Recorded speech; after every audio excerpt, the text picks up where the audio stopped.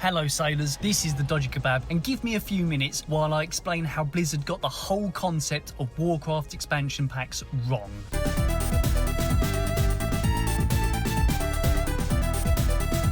What?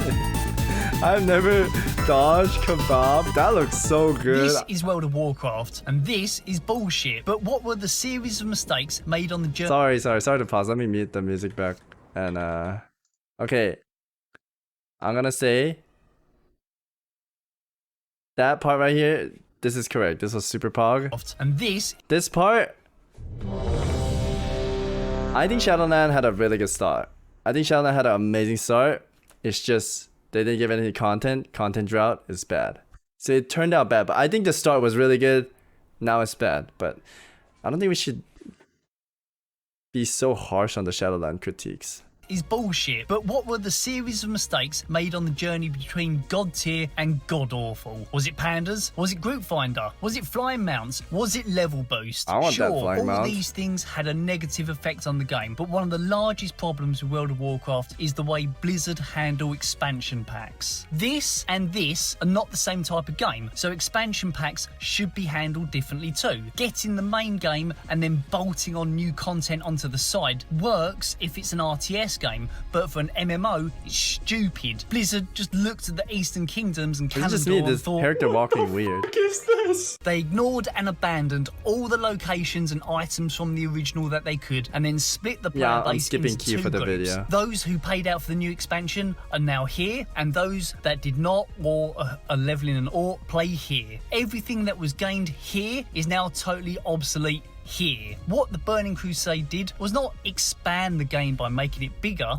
What it actually did was now cut the game into essentially two games. Before we look at what they could have done differently to actually avoid all of this, let's look at the other totally shitty thing that Blizzard did with the expansion. They made you pay for it. When you actually give it some thought, that's some greedy bullshit right there. So around the time of the Burning Crusade launch, the game had about 7.5 million active subscribers. So if we look on Wayback Machine, the cost of a sub was between $15 and $30 a month. But let's be super nice here and assume each of those 7.5 million... You know, this was expensive back in the day. None of my friends played it because none of their game you had to pay for. If I told them, hey, do you want to play WoW? It's a really good game. You get to do this, blah, blah, blah, blah, blah, blah. And they're like, what's the catch? The catch is you got to buy the game, $40, and then you got to pay $15 a month. Back then, $15 a month, that was expensive, man. That was a lot of money. I barely afforded to play because I begged my brothers. My friends, or even as I grew up, nobody wanted to pay $15 a month for the game. I think if Blizzard did a smarter way, kind of like other games where you buy skins and then they give you new content, right? I think Blizzard would have had a lot more audience and a lot more player if it was free. But then there would be like skins. Not like items you could buy to become strong, but I don't know. I wouldn't mind skins being in the game. Like, it doesn't hurt the game. Like, League of Legends having skins, it doesn't hurt the game. Or battle passes, those don't hurt the game. You know what I mean? If it's like paying and it doesn't hurt the game, I don't mind it, dude. I actually don't mind it. Because at the end of the day, your game has more players. That's more fun, dude. Right now, the Shadowland arena is kind of dead because there's no people. Yeah, I like skin games. If it's free... I like free games. Everyone plays free games, right? Million people were actually buying cut price game time cards and actually paying just $10 a month. $10 times 7.5 million people equals $75 million a month in subscriptions alone. Forget about the money made from people having to buy the game in the first place or paid character services like realm moving. Just from people subscribing to the game, Blizzard was pulling in $75 million a month. Sorry to pause. You know, in Korea, I talked about this like 2 days ago, I think. In Korea, the expansions in the past, since you pay $15 a month, you got the expansions free. I don't know about EU, but NA, you had to buy the expansions. Like, it makes sense. In Korea, you got the expansions for free because you're already paying $15 a month. Why are we paying extra $40 for expansion? Why? Right? Why? Also, we Kinda know stupid. how much it costs to keep Warcraft running, thanks to a 2008 Wired article, and that was $4.1 million a month for everything. The hardware, the warehousing, staff costs, everything. So Blizzard were walking away with a cool $70 million a month, yet they still wanted you to pay for content that they were planning for the fucking vanilla game. Remember, stuff like the Caverns of Time was done, the Black Morass dungeon was already in vanilla, and they planned the Dark Portal and Outland before the base game even launched. Another one of the core tenets about World of Warcraft when it comes to what we might raped. refer to as our elder game or end game is that while we really are trying to do this is uncomfortable, a really dude. interesting and deep raid game for guilds that want to take on dragons and these powerful creatures, we didn't want our elder game to only be about raid content. We also are trying to provide high-end game PvP content for players, and we also wanted to have our world have a sense of community and have some dynamic things that change throughout the world. In the raid game, a lot of these creatures, as you progress through them, will not even be available when the game first goes live. Like one example that we've talked about is the concept of Outland, which we introduced in Warcraft 3. Those horses look nice. And Outland is this area that actually is on another kind of planet that is beyond the Dark Portal. Oh, I've never seen this version. The Dark Portal has been closed for many years. Players on each of the different realms will have to find out how to open the Dark Portal again, and only once the players of each of these realms open that Dark Portal will people be able to go through it and find all the uber creatures beyond that. What sort of greedy cunts do this? I don't like Call of Duty, but you buy the game, you buy the DLC, and then you just play. There's no subscription. Fortnite is not my sort of game, but that's free to own, free to play. The new seasons, models, and playable content is free. You just pay for the skins. Street Fighter, Dreams on PS4, GTA, Fall Guys. No one asks for money at every single possible opportunity. You guys, no one asks for money. I think this part, the thing is, okay, if we didn't pay $15 a month, I'd say yes, it's okay to ask for money when you buy expansions. But if they're charging you $15 a month, I don't think they need to make you buy an expansion. It's just another big patch now. Because right now, how many months did we have no content chat in Shadowland? How many months? This has been a long season 2 right now, right? So they're not giving us any content. What are they doing right now? They're just eating $15 a month. And they're either making the next expansion with that money.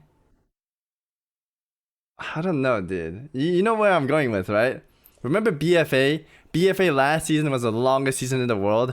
Everyone got 3,400 because the rating was so inflated. Like nobody...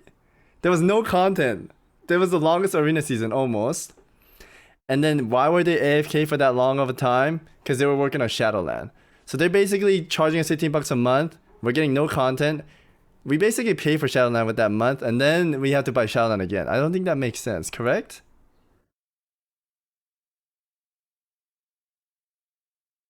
Every single possible opportunity, you usually get something free. You either get the game free, or you get to play for free, or you get the updates for free. Not with Blizzard. They asked money for the game, money for the subscription, and money for the updates. Blizzard took the fucking piss. I've gone off track a bit, but the cost really does piss me off. So not only did Blizzard want money for an expansion, but each expansion keeps doing the same thing. Introduces a new area. I want to pause and like read your guys' thing. Am I like interrupting the video? If we're not paying $15 a month, I'm okay with buying expansion. But if we're paying $15 a month, I don't know if they should be charging. Area to play in and makes everything before it obsolete. It doesn't expand the size of your playground. It just moves you to a new one. So what could they... I honestly think if Blizzard made WoW, it's not gonna happen, right? But if Blizzard wanted to make more money, I honestly think they would make more money if it was a free-to-play game. It just opens up the whole world to come and try the game, right? And then, okay, I know this is like a bad example, right? Really bad example, but more people try it. And if they added like Battle Pass for arenas, and then only people that gets Battle Pass can get the 1800 Elite set, something like that, right? It's like a Battle Pass, maybe like $5. And then if there's more people trying the game, like they'll be using more boost, which equals to paying Blizzard, no? I don't know. I think free games make more money. Like Fortnite make bank with the V-Bucks thing. V-Bucks, right? Free game equals highest toxicity. Every game has toxicity. WoW has toxicity. You don't think WoW has toxic? Dude, if you play high rated, if you beat them, they whisper you instantly. They call you the N-word. Like, you just get hate messages every day. If you play League, free game, you're gonna get hate messages. That's true too, MVQ, but okay, this is a very good thing to say. Free game equals bot. You're very true. But right now, Blizzard doesn't do anything about bots, man. If I go to Bastion right now, this spot right here where all those like flying bird things are, they're just boomkins standing in stations and just farming the crap out of them and just skinning them all day, right? Like Blizzard doesn't even take care of the bots right now. I don't know if that's like a good defense mechanism. Like Blizzard doesn't even take care of bots right now. It's weird. I don't know what they're doing. I don't know what they're doing. I love this game. It has so much potential, but they're doing a bad job with it. Yeah. They have done differently. Little changes can have gigantic consequences. Atish, great star for the Guardian. You got this from AQ40 and Nax. Outside of its stats, it can also teleport you to just outside Karazhan. Burning Crusade comes out, this is obsolete. But if you had changed the staff so it teleported you to that inaccessible ledge at Karazhan, and that door took you to a separate level 70 Karazhan secret boss, which drops a really great item, 45. well now, level 70 characters have a reason to be in vanilla raids. They want to run AQ40 Nax, but now it's easier for them, so they can offer boosts to level 60 players. The area's lower not level dead and higher ass, level right? characters actually interact with each other, and those high-end vanilla areas are no longer empty just because everyone wants to be in the Outland. Just a little change to one item, including just one little extra boss, and all of a sudden you've Chat, I'm sorry. Are you looking at his rotation? He's literally pressing 1 to 2 for 1 to 2. Look at his buttons, okay? Little change Do you see that? one item, he has his forefinger on the button or something. And all of a sudden, you've given see new that? life to the Who content does the rotation instead of like that? ignoring it. But you could go much further. Blizzard could have incorporated professions better. What if He's some of the literally going Alliance to outposts in 1 to 3 for 1 to 3 wanted for. you to bring them iron Look at that. He's and literally full 1 to 3 for 1 to 3 in exchange for. for reputation points. You would give people reasons to visit the old zones so they weren't just empty. Plus, you wouldn't be making early profession levels gold sinks, because as the new expansion comes out, the older content becomes redundant. But it didn't have to be if Blizzard just tried to incorporate it into the new content. What about an Outland faction that sold you items based on how many other factions you had exalted level with? Another way to add gameplay value to older content. But then you could do something even more drastic and add leveling hubs to the old world. What if between levels 64 and 68, the leveling hubs were in some of the unused areas of the Eastern Kingdoms and Callum? I mean, isn't that what they basically did? You could level in anywhere now. Like, there's no level range, right?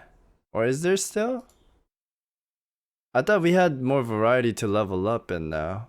Didn't they change that, right? I think 1 through 30 you can go to any zones.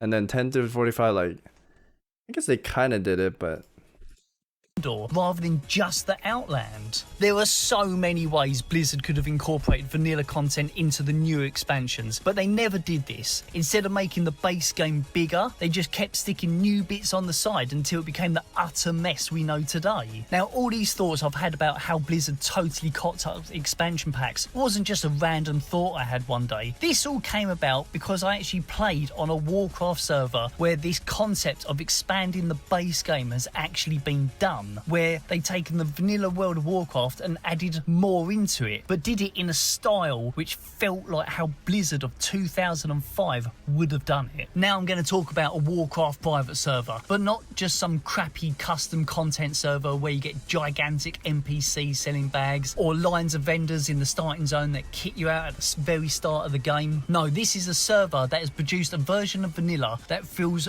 really legitimate. Like I say, it feels like how 2005 2005 Blizzard would have expanded the game, and not just some cheap fan job. This is a tastefully done, expanded vanilla experience. It added so much that it really felt like the classic game had been expanded upon. This server is Turtle Well, and from the first extra quest offered to you by is he advertising his own private server? It's a dead server, no one's playing, he's the only character running around. McBride, you can tell you are in for something special. So this new quest has just some common low-level items. New quest, you're gonna kill the same kobold. That's not new quest, man. Rewards is very much in line with other quests from that level, dude. but it asks you to return to the Echo Ridge to kill a mob called Snuffle Snout, who's a kobold. Oh, Snuffle Snout, you just changed the name of it, dude.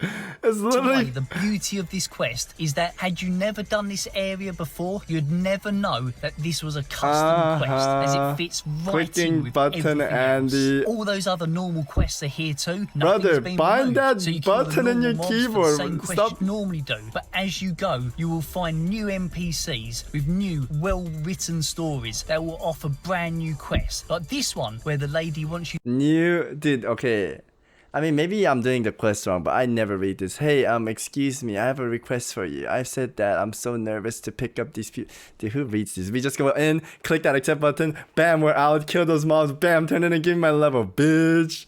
Dude, who reads this? You to throw a special coin into the Stormwind fountain. So you'd go to do that, but as you pass through Goldshire, you'll notice more changes. First of all, I met someone who was playing as a high elf, which is now a new alliance race. Outside of here, we have new buildings in Goldshire, which house new NPCs offering new quests. So many new quests, in fact, that at one point I was walking around with the forest and my quest log was nothing but brand new quests. Passing back through Goldshire, I found that I could actually rent horses now. Their speed is based on my riding skill, so you can't just zip to anywhere my you God, like at level 5. slow, it's a nice thing dude. to have. I nipped into the inn quick, and a walk from the speed. Everlook Science Squad asked me to test out their wormhole generator. I did, and I ended up in Stormwind. This was nice, as not only did I see new NPCs selling basic food and drinks, but a new quest wanted board. Better than that, I could finally throw the coin into the fountain for the quest that I got earlier. A little trip around Stormwind, and I found that as High Elves had become an alliance race, they'd taken over what used to be Cutthroat Alley and turned it into Little Silvermoon. This was really cool to see, and it was just such a nice touch. All this, and I wasn't even level 10 yet, but Warcraft had felt refreshed. Old areas had been given new life, there were new features, but they applied to the old world. There was new content to do, but it felt like it was built on top of what the game already was, rather than just stuck on the side of it. This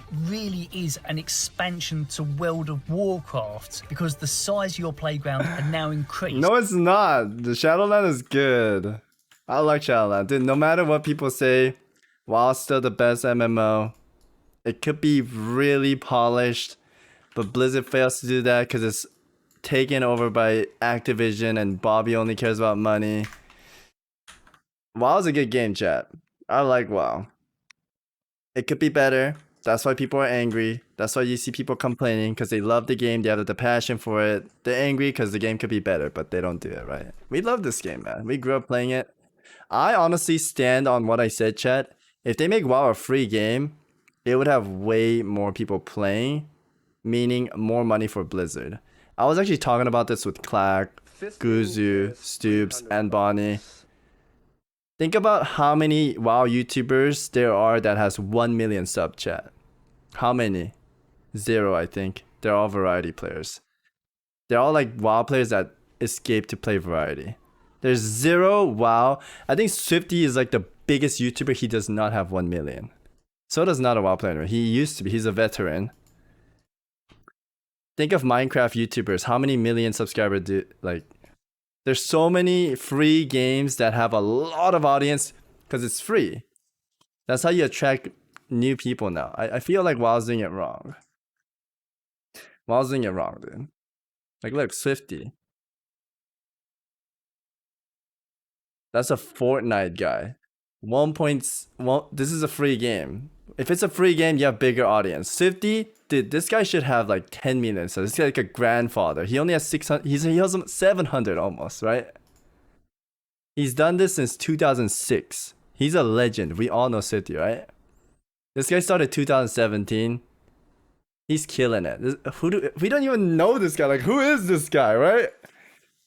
How many WoW YouTubers do you know that has 1 million subs, chat? Tell me. How many? Sub to Suti? I'll sub to him. He's a legend. I think I unsubbed him after he didn't give me Naga for like the 50th video I liked and shared. You? Dude.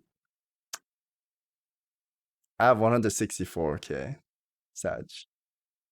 P-Love? Dude, no WoW YouTubers have 1 million sub, chat. The game is good, but the audience is limited because it's not free. Not everyone can try it out. If they try it out, they'll be like, wow, it's a good game, play it. Blizzard makes more money that way. Then make everyone pay 15 bucks a month. I swear, dude. Asmongold? Asmongold's a legend. Asmongold. I mean, which channel do I look at? His highlight channel? 500k. His main channel? I don't know what his main channel is actually. I can't even find his main channel. His highlight channel ate his main channel. That's what happened.